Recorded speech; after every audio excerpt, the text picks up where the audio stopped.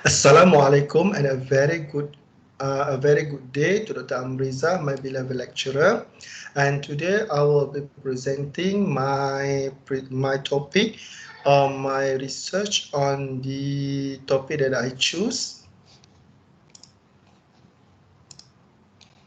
This is the topic that I choose for my assignment. Is on the ownership structure and financial performance of public listed companies in Malaysia. I divided my presentation into three, which is on chapter 1, chapter 2, and chapter 3. For the chapter 1, I have the introduction, the broad problem statement, the problem statement, research objective, research question, and contribution of study. For chapter 2, I have the literature review, literature gap, theory discussion, conceptual framework, and hypothesis development. While for the chapter 3, I have the population and sample, the data collection method, definition and measurement, data analysis, Gantt chart, and reference. Now let us go to the chapter 1 on the introduction. As all of us know that in Malaysia, we have different kind of shareholding. We have government-linked company, we have family ownership, we have foreign ownership, and others. And the ownership structure is very important and significant in determining the firm's objective, maximizing the shareholders' wealth, and disciplining of all the managers. And many studies done previously have discovered that in Malaysia, the government and the family ownership are the two most common largest shareholders in Malaysian public listed company. Based on the previous research, it stated that out of 731 Malaysian public listed company, 522 were dominated by 5 shareholders, including government, nominees, and foreigner. On the other hand, Noor Sharif and Ibrahim 2010 revealed that the government and nominees are the two largest shareholders in Malaysia. Based on the previous research as well from the Sikavika et al., there is a relationship between ownership structure and firm's financial performance, and it has been commonly examined and in a source of ongoing debates in the corporate world. Some of the earlier studies show there is a negative. On the other hand, some of the earlier studies show that a negative relationship between shareholders' wealth and firm's performance. However, these findings were challenged by Villalonga et al. In 2019, who found that the ownership structure is developed internally and is influenced by the decision of the shareholders as reflected by the share price in the stock market. And as we know in Malaysia, a government-linked company is dominated in the major company, public listed company in Malaysia, and GLC is playing an important role in the development of Malaysian economy, and that's why I take my independent variable on the government ownership as well. And the government actually monitor the performance of GLIC as performance of GLC or GLIC will have backlash on the government as well, and thus the government will appoint a competent officer on this GLC and monitor the performance of the company. So based on my introduction, there are a lot of research previously done on the relationship between the ownership structure, and the firm's performance. This is my broad problem statement, and the broad problem statement I take it from the newspaper, from my reading, and from the previous research. And based on the broad problem statement, the issue of ownership in the world, on the ownership structure and firm's financial performance within any company has become a very serious discussion in global corporate governance for decades. As the problem of the separations of ownership from control, and it always arises within the organization in different types of ownership as well. And the shareholders' wealth is depend on the performance of the company. And if the shareholders' wealth is on a declining trend, then this may result on more company failure. And we can see several companies failure in the newspaper, in the news, including the Enron and the WorldCom, that were resulting from misleading information provided by the management, as well as lack of transparency about the board decision making, as well as as well as they involved from the owner of the company. And one of the reasons for poor firm performance is lack of business knowledge among the board of directors, for their frequently depending on the management decision, and this will lead to involvement of owner as well. And because of this, I'm very interested to do my research on this area, because the owner is one of the most important person in and out for the organization, because they invest a lot of money to the company and they want the return from the company, and for them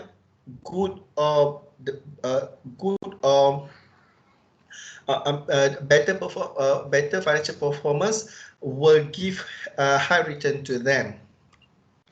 And if I narrow down on the narrow scope of the ownership, the relationship between ownership structure and firm's financial performance, the ownership structure actually is a very important factor in driving the company towards achieving their financial goal.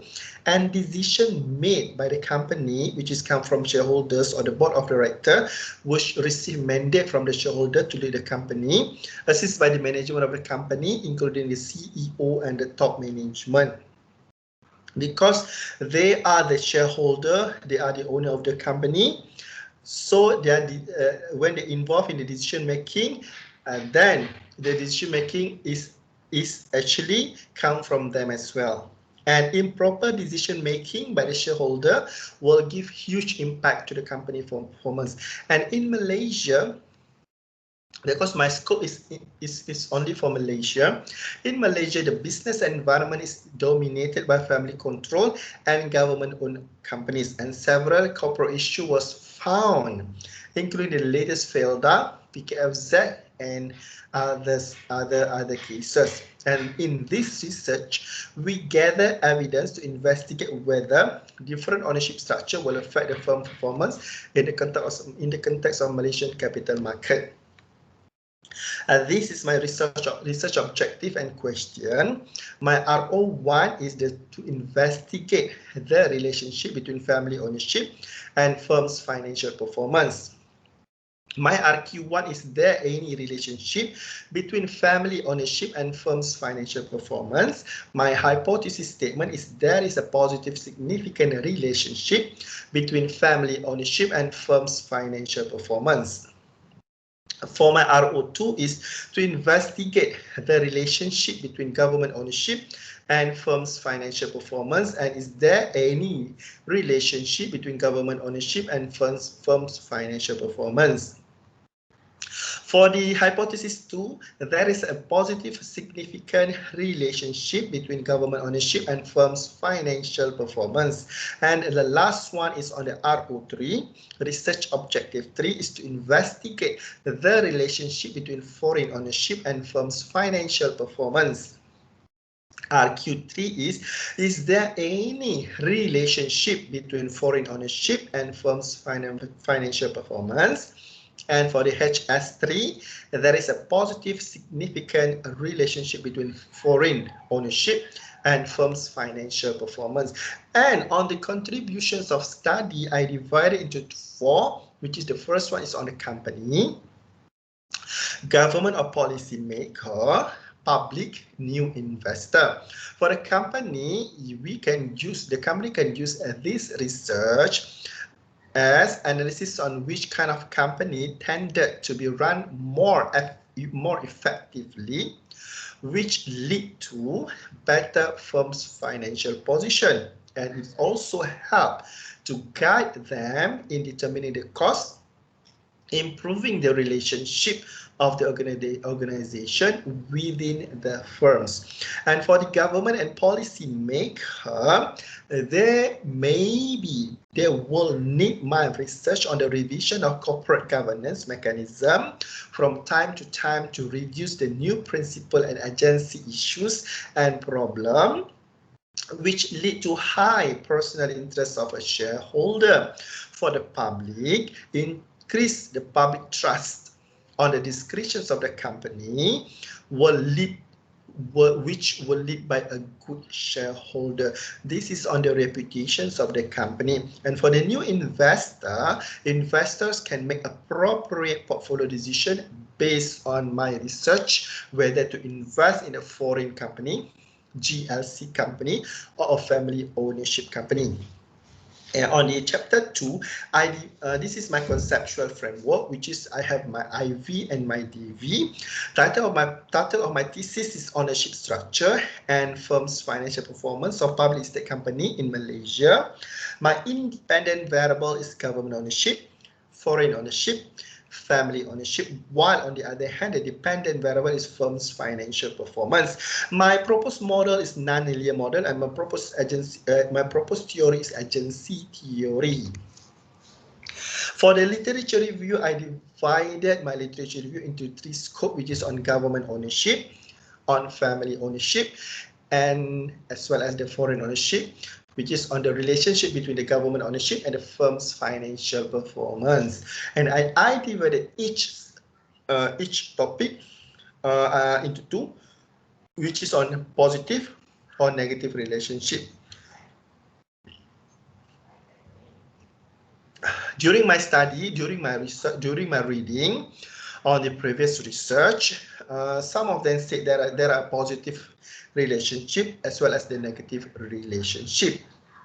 The previous researchers said that the result of their research showed that the firm performance is positive and significantly related to GLC.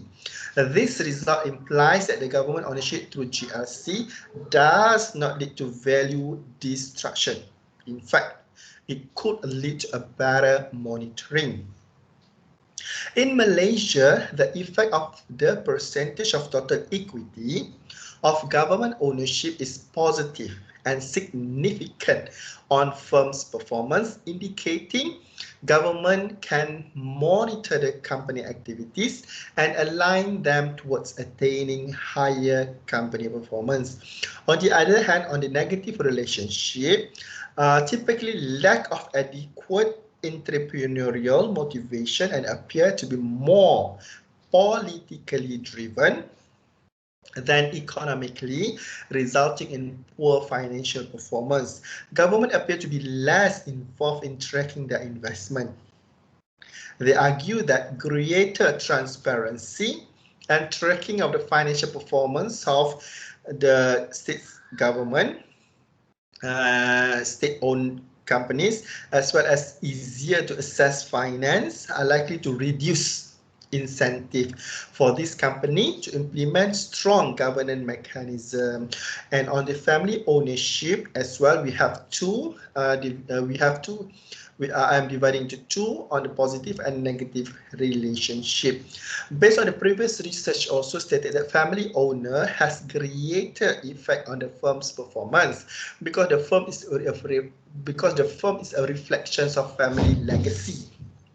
And besides that, the firm's performance will affect the family's reputation and standing in the society. And many reasons cause a positive relationship between family ownership and firm's performance. And among them are better monitoring system, which leads to lower agency problem, superior information, and better knowledge of their business. And based on the previous research as well, performance is positively and significantly related to family ownership. While on the other hand, the negative relationship might also observe because family ownership might lead to unclear or even undefined role and responsibilities between family shareholders and family manager, and might seek to extract private benefit from the firms. And family might also take action that benefit their members at the expense of firm's performance because of substantial control right, and might lead to wealth expropriation in the presence of less than transparent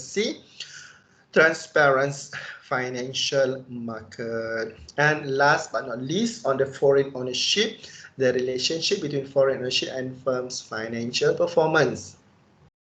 There are also positive and negative as well. On the positive side, the effect of foreign investor is positive and significant on the firm performance. Their results indicate that foreign investor monitor managerial behavior and thus maximize the firm's value. For the foreign investor tend to become part of the insider shareholders when they have control over the firms and react like other local investors, which result in improve of the firm performance. But in contrast, Barbados, Natalia Laura state that there is no evidence show that multinational corporations are performing well than the domestic corporation. This one example like in Greece and Portugal. And Lee and Joe point out that foreign investors generally generated higher ROA and ROE compared to domestic ownership. And as in the positive side, the presence of foreign ownership improved the comparative cost advantage of the company. So in my LR, there is a positive and negative side of my thesis. And for the literature review gap, I found no gap on my literature because my topic, I can get a lot of information on my topic, and the gap I can't find any big gap on the literature review for my thesis. On the theory discussion part, I'm using the agency theory because in this area we have the agent and we have the principal. And the agent is a work on behalf of the agent, and then the agent contribution is to expand shareholders' wealth through the growth of the firm's profitability and market stock price. And the negative aspect of this issue, as claimed by agency theory, are major shareholder may consider their interest at the expense of minority.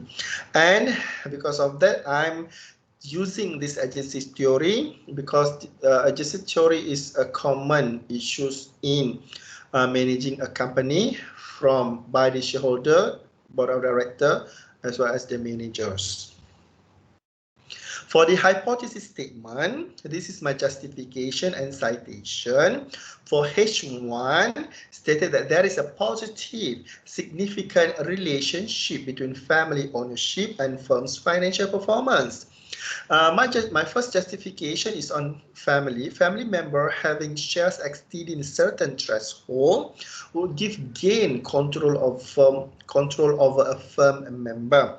And a family can also gain control indirectly through pyramidal structure. And the positive aspect of family control firm is that they would monitor the firm performance and reduce the agency cost. And for the H2, there is a positive, significant relationship between government ownership and firm's financial performance. Based on the previous research, experienced institutional investors are able to manage distress risk better than their inexperienced counterpart. And studied by Lau and To, stated on the relationship between GLC and firm performance have reported positive relationship. And for the hypothesis 3, there is a positive, significant relationship between foreign ownership and firm's financial performance. Foreign investor would favor to invest in country with strong investor protection law and in firms that have strong financial performance, large cash position and high dividend payout. And Boyer and Zhang reported a positive relationship between the foreign ownership and the firm's performance. Now we go to the chapter 3 on the research design. Based on the population and sample, for the unit of analysis, I'm using the company and the organization. For the population, I'm using the main market under Bursa Malaysia, and I found that there is a 964 company as of 9 January 2021. For the sampling and sampling method, I'm using a simple random sampling, stratified sampling for the industry, and non-probability sampling. My observation is 964, number of years 5 years, sample size 275. This one I exclude the firms that have less information on the 30 largest shareholders listed in the annual report, and for those under non-financial company or the financial institution. This is the citation on the exclusion of financial institution, annual report which are not completed, 5 years data, and the company not included in my thesis. I'm using the calculator.net to check my population size and my sample size, which is 275 from the 964. For the data collection method, I'm using the SPSS data from the secondary data. Source of data is annual report. Duration is from 2014 until 2019. This is my definition and measurement of variable. I have written of asset. I have Tobin Q, government ownership, family ownership, and foreign ownership. For the return of asset, I use net income. I divide into total asset. For Tobin's Q, I'm using the market capitalization plus total debt. I divide into total asset.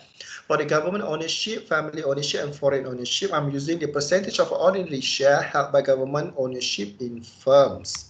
And this is my sample data that I collect previously.